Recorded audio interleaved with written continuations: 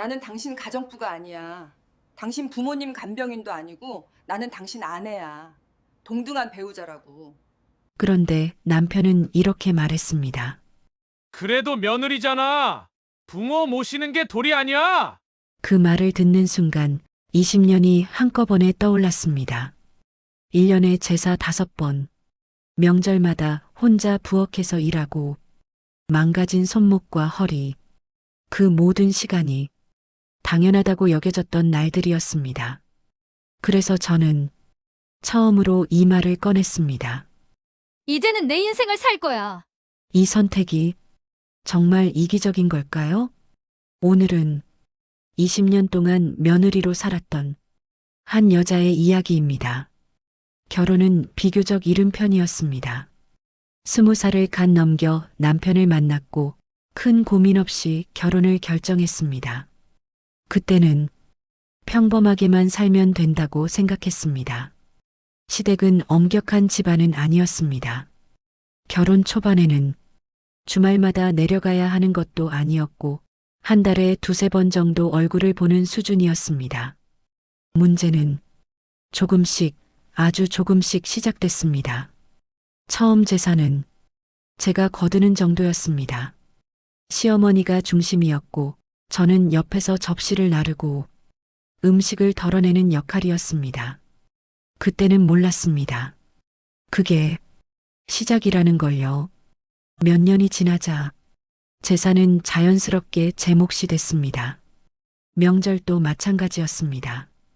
전날 미리 시댁에 내려가 밤늦게까지 부엌에 서 있었고 새벽에 다시 일어나 음식을 마무리했습니다. 명절이 끝나면 몸살이 당연했습니다. 손목이 아파도 조금 쉬면 괜찮겠지 했고 허리가 끊어질 듯 아파도 며느리는 다 이렇게 산다는 말을 스스로에게 되뇌었습니다. 남편은 말했습니다. 우리 집은 원래 그래. 그 말이 이상하게도 모든 설명이 되는 것 같았습니다. 그래서 더는 묻지 않았습니다. 왜 나만 해야 하는지, 왜 늘 내가 먼저 움직여야 하는지, 그렇게 당연한 며느리로 사는 시간이 조용히 쌓여갔습니다.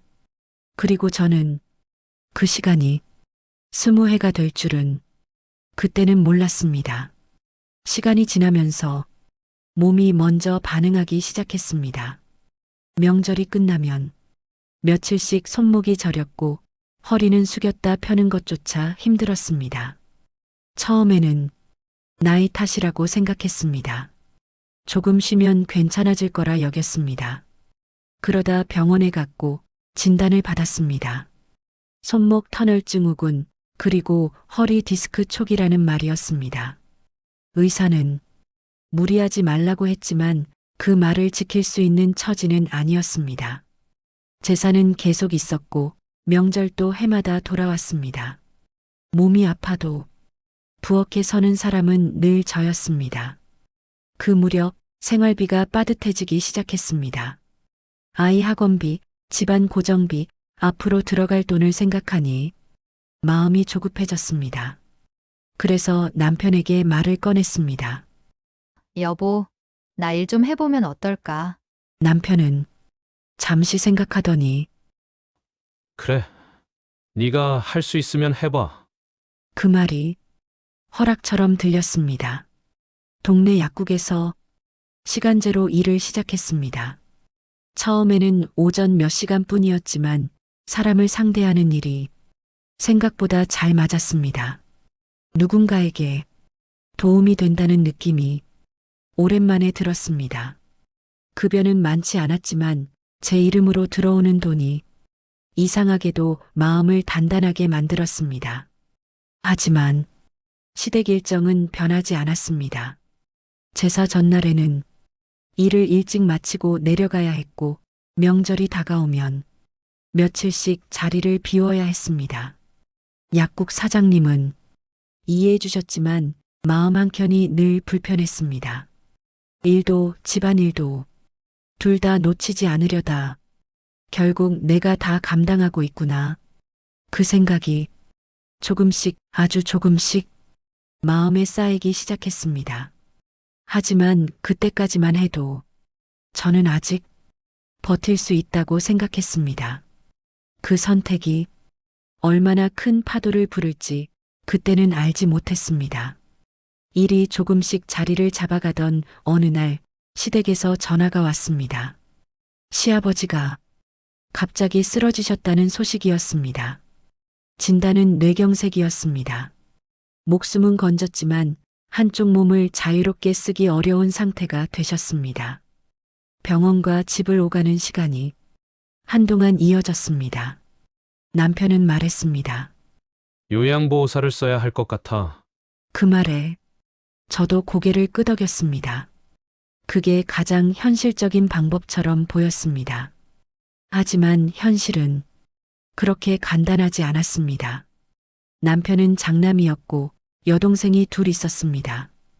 비용 이야기가 나오자 자연스럽게 우리 쪽을 바라보는 시선이 느껴졌습니다.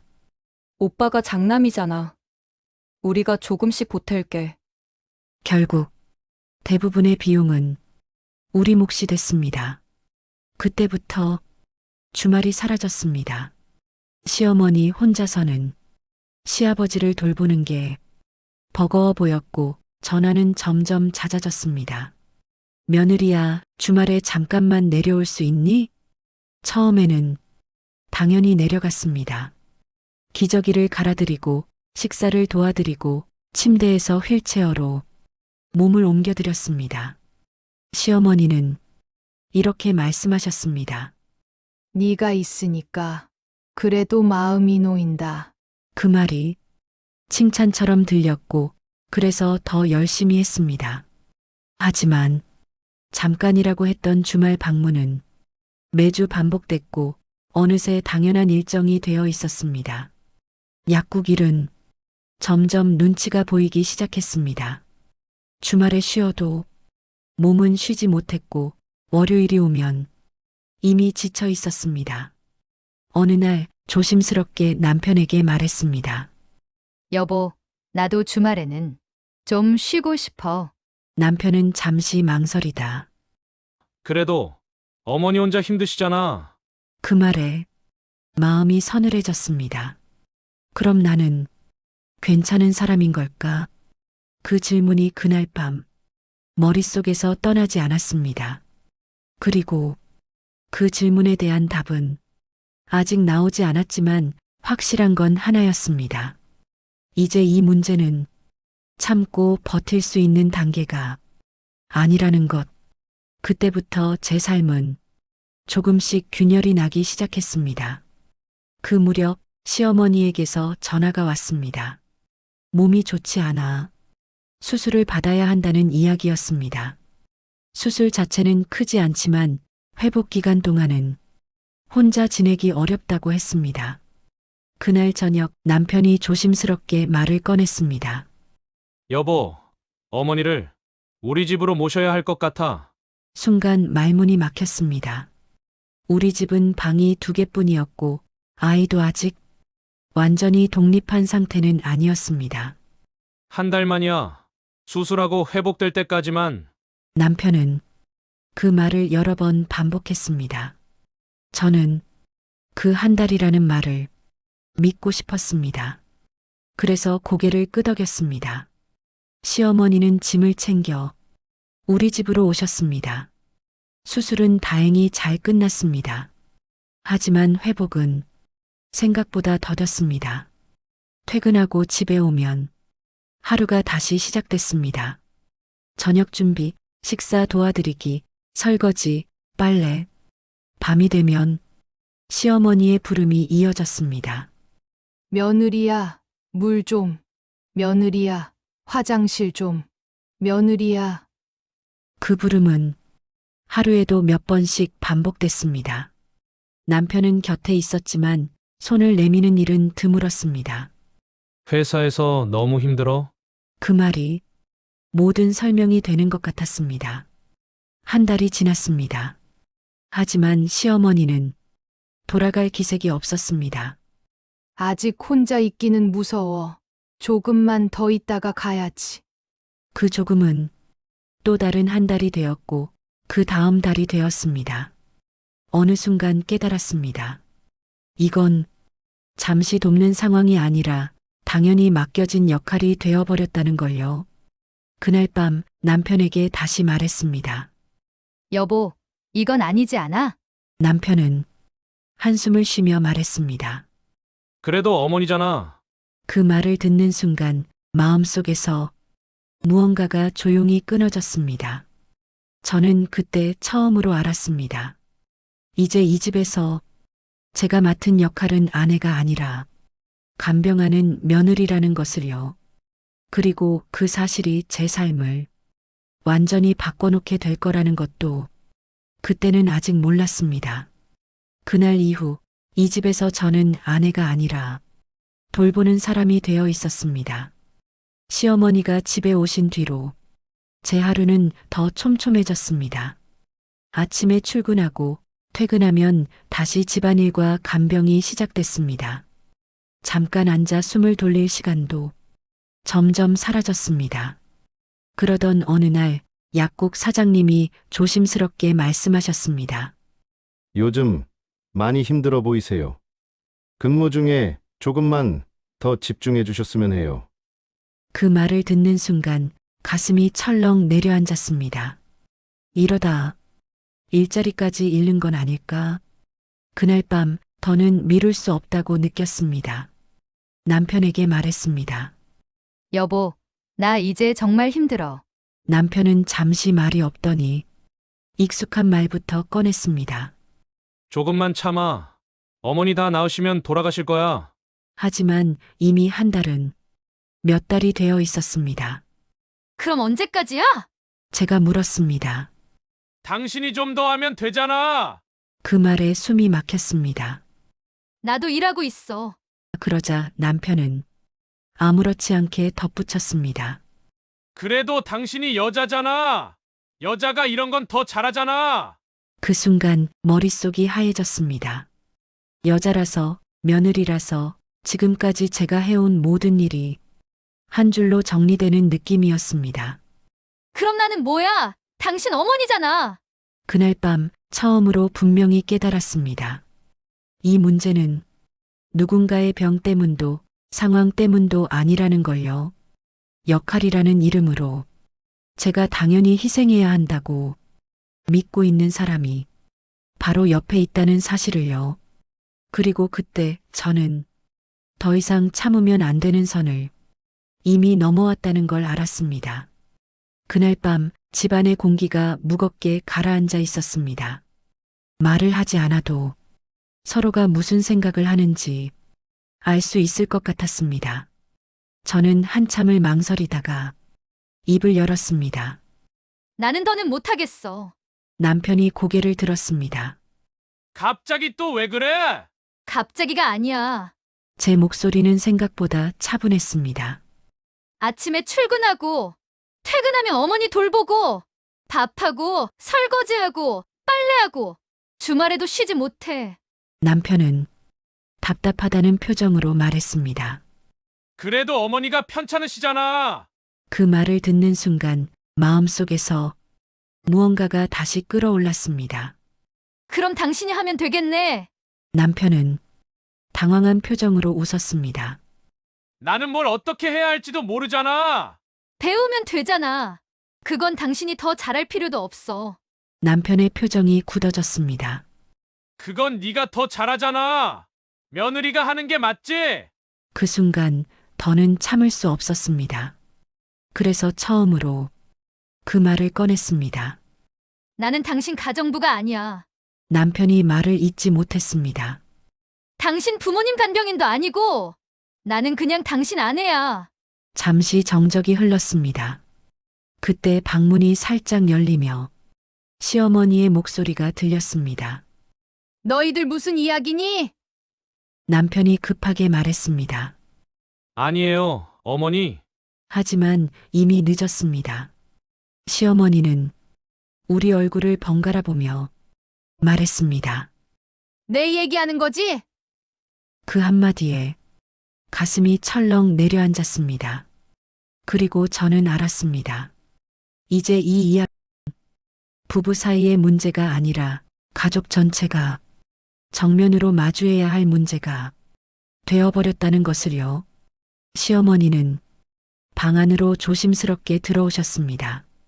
표정은 굳어 있었고 눈빛은 흔들리고 있었습니다. 너희들 내 얘기하는 거지? 남편이 황급히 말했습니다. 아니에요, 어머니. 그런 거 아니에요. 하지만 시어머니는 이미 다 알고 있다는 얼굴이었습니다. 며느리가 힘들다고 하는 거지? 그 말에 저는 잠시 망설이다가 고개를 끄덕였습니다. 네. 어머니 조금 많이 힘들어요. 시어머니의 얼굴이 굳어졌습니다. 일이 뭐가 그렇게 중요하니? 우리 아들이 벌어오잖아.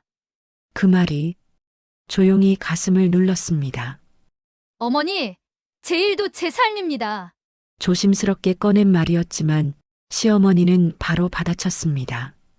여자는 원래 이런 거야? 결혼하면 남편 집안에 맞춰 사는 거지. 남편이 옆에서 거들었습니다. 어머니 말이 틀린 건 아니잖아. 그 순간 제가 혼자가 되었다는 느낌이 선명하게 들었습니다. 20년 동안 제가 안 한 게 있나요? 제사는 물론이고 명절마다 음식 준비, 시댁 대소사까지 한 번도 빠진 적 없었습니다. 그건 며느리로서 당연한 거잖아. 시어머니의 말은 확신에 차 있었습니다. 그 한마디에 눈앞이 흐려졌습니다. 당연하다는 말 속에는 고마움도 미안함도 없다는 걸 그때 분명히 알았습니다. 그럼 아들은요? 제가 물었습니다. 아들은 돈 벌어야지. 그럼 저는요? 잠시 정적이 흘렀습니다. 시어머니는 짧게 말했습니다. 며느리는 보탬이 되는 거지. 그 말은 칼처럼 남았습니다. 보탬, 제 삶의 이름이 그 한 단어로 정리되는 순간이었습니다. 그날 밤 확실히 느꼈습니다.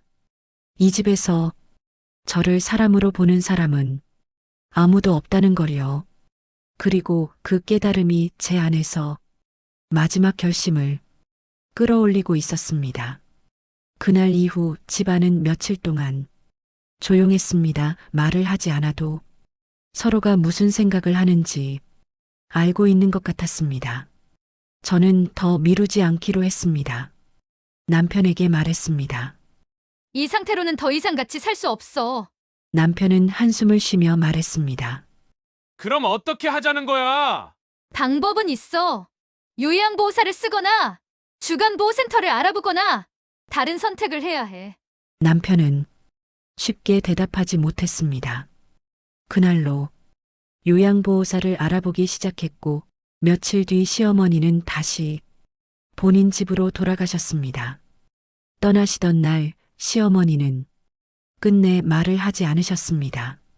집에 돌아오니 집이 이상할 만큼 조용했습니다. 텅 빈 거실에 앉아 한동안 아무 말도 하지 못했습니다. 후련하지 않다면 거짓말일 겁니다. 하지만 동시에 가슴 한쪽이 비어있는 느낌도 분명히 있었습니다. 그럼에도 불구하고 숨은 쉬어졌습니다. 그게 제가 그 선택을 한 이유였습니다. 남편과는 이전과 같지 않습니다. 더 다정해지지도 않았고 완전히 멀어지지도 않았습니다. 다만 서로가 넘지 말아야 할 선을 처음으로 알게 됐습니다. 저는 다시 약국에 출근했고 일을 계속하고 있습니다. 누군가는 저를 이기적이라고 말할지도 모르겠습니다. 하지만 20년 동안 당연하다는 이유로 제 삶을 미뤄왔던 저는 이제 그만 미루기로 했습니다. 그래서 여러분께 묻고 싶습니다. 시부모를 모시는 게 정말 며느리의 도리일까요? 아니면 각자의 삶을 지키는 게 먼저일까요? 여러분의 생각을 댓글로 남겨주시면 천천히 읽어보겠습니다.